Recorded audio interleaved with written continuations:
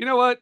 Here's the best part about it, bro. I don't care what you think anymore. I Okay. don't, Good. Good. because you're worthless. You don't do your Good. job at the company.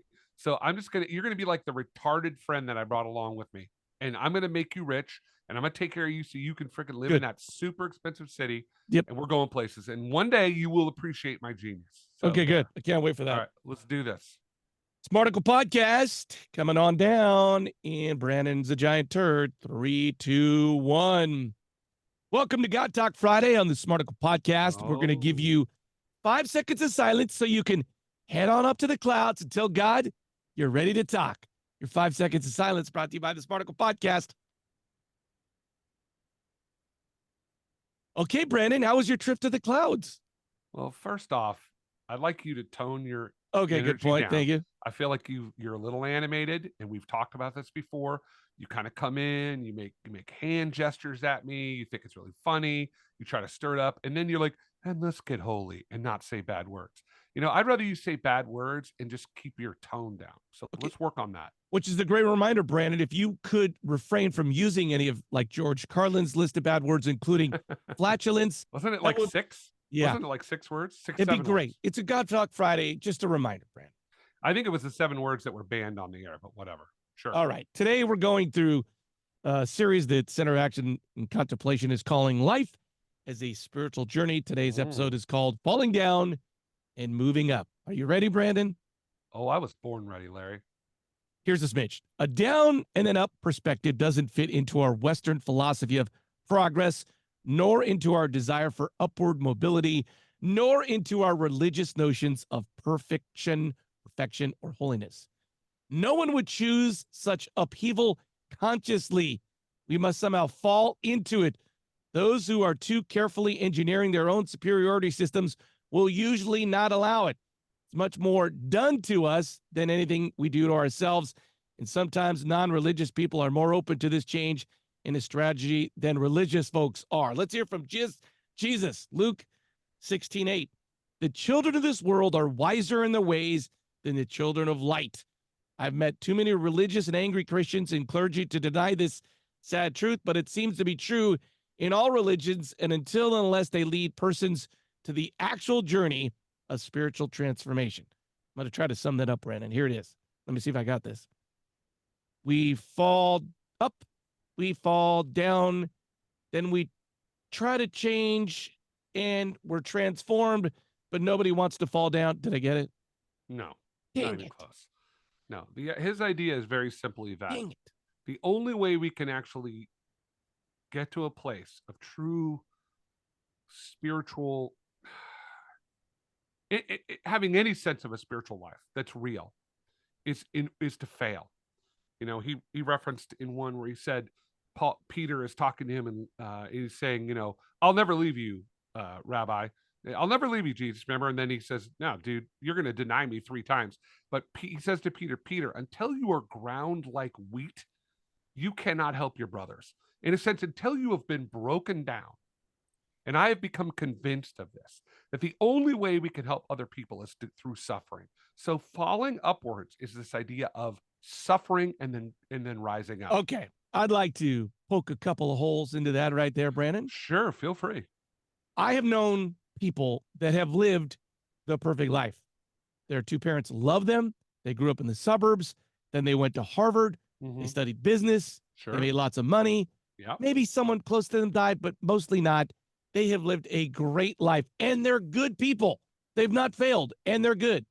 Yes, but can they help people? This idea of falling upwards is, do you think, and this is a real question for you, Larry, Robert Olson, do you believe that those people actually have a true sense of what Jesus was trying to teach? He talks in this article about the last will be first. The last have an advantage over us because they have already understood their need for God's grace. That person you referred to right there, I would bet you dimes of dollars. They're probably lovely people, and maybe they're Christians, maybe not. It doesn't really matter. They probably do good things. They help out when necessary. But do you think that they truly understand their need for the grace of God? That's the difference.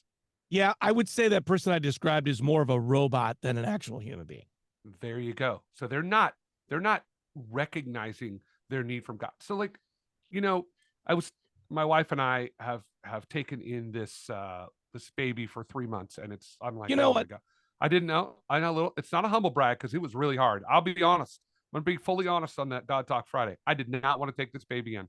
I literally told my wife over and I was like, this is a bad idea. We shouldn't be doing this. This baby with special needs. The mom has got issues, blah, blah, blah. It's foster care program.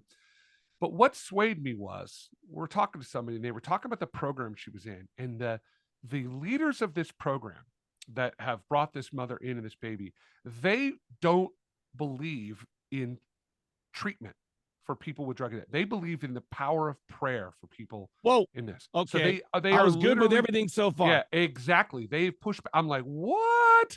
So they have said, hey, there's only one way to do it, and it's the belief system that we have, and that's what's going to Yikes. cure this. Like, I'm sure there are lots and lots of good things going on in this program that are helpful, but any place that says we're the only ones that know how to do it have missed God's point, have missed the teachings of Jesus. This says no one knows how to do it. The only thing we can do is lean into God's grace. And here's the thing. I was like, these people are like, hey, we know how to do it. And it's it's the same old little analogy of the guy that's sitting on the roof of his house when the floods rise and the boat comes along and he says, no, God's gonna save me. Then a helicopter comes along and says, no, God's gonna save me. And then he dies, and God's like, hey, I sent people to save you. You didn't reach out. Okay, I'm confused. Out of one side of your mouth, you're saying these people that are taking in these babies are saying the only way that they can get healed is by prayer, Right. which is God. That God's the only. No, that's you just missed the point. Oh, God sends people things like treatment programs. That is the answer to prayer. The answer to prayer is understanding that God is has equipped people with certain skill sets. I mean, that's the whole point of the dude on the roof of his house while the flood waters rise, and the guy comes along in a boat. He's like, "Lord, save me!" Guy's like, comes along, "Hey, buddy, get in. You're gonna drown." He's like, "No, the Lord will come and save me." The helicopter comes. No, the Lord will come and save me until he drowns. Like, look, dude, that is God. Those treatment programs are God. I love when you give cheap Christian stories. There is nothing better on a God Talk Friday when you try to scare people with the cheap Christian stories. Back to Wait, this. how is that a cheap Christian story? Okay, hold on. What I also kind of feel like I somewhat got out of this post today was the fact that back to my robot friend who's had everything good in their life. Yeah, That cycle never gets broken unless something bad comes into their life. Or correct. can they make a left turn even though everything's gone good in their life? And Yeah. Well, it was like that idea of that movie. We talked about it on one of these God Talk Fridays about the doctor who gets cancer, and he's really arrogant. He's super rich and successful, and he's the top guy.